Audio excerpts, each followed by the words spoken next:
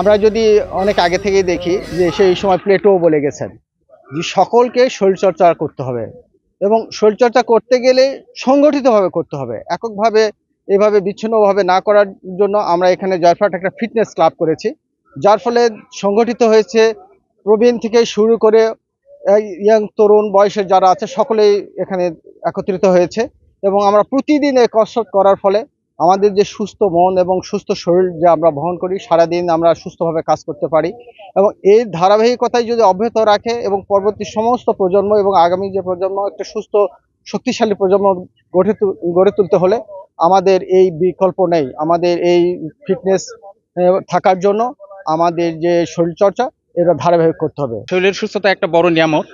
সুস্থ দেহে সুস্থ মন, ভালো থাকি সারাক্ষণ, এই স্লোগান সামনে রেখে আমরা জয়ফ্রাট ফিটনেস ক্লাবের প্রতিদিন ফিটনেস ক্লাবের অন্তর্ভুক্ত হয়ে আমরা প্রতিদিন বয়স্ক যারা ব্যক্তি আছি তারা এই জয়ফ্রাট সার্কিট হাউস মাঠে ভোরে একত্র হয়ে আমরা এই শারীরিক কসরত, ব্যায়াম ইত্যাদি করে থাকি। এতে আমাদের শরীর মন দুটোই ভালো থাকে, সারা দিনের জন্য কর্মপ্রেরণা যোগায়।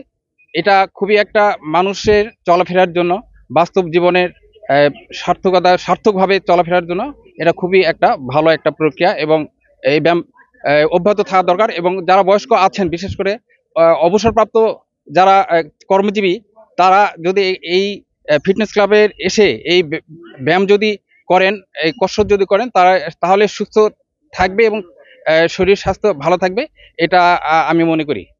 ক্যামেরায় ওয়াও, স্টাইল দেখাও, Xenon X21 পারলে ঠেকাও। সুস্থ থাকতে হলে ব্যায়ামের বিকল্প নাই। আমরা যারা শারীরিক পরিশ্রম করতে পারি না, তারা বিশেষ করে আমাদের এই ব্যায়াম তাদের জন্য বেশি জরুরি। কারণ ব্যায়াম করলে শরীরের প্রত্যেকটা অংশ, এখানে আমরা যে ব্যায়াম করি প্রত্যেকটা অংশ নাড়াচাড়া করে এবং প্রত্যেকটা অংশেরই ব্যায়াম হয়ে থাকে।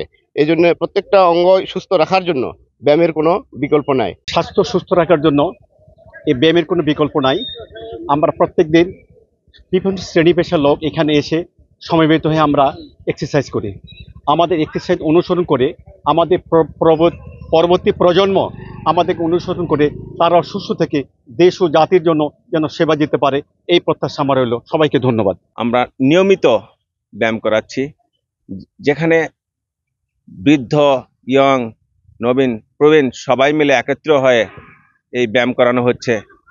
এবং এই জনপ্রিয়তা জয়পুরহাটে ফিটনেস ক্লাবে, যেখানে প্রথমে 4-5 জন ছিল, এখন দেখা যাচ্ছে 50-60 তারও পার হয়ে যাচ্ছে। এই মেসেজটা আসলে আমরা যা আশা করিনি তার চেয়ে বেশি পাচ্ছি।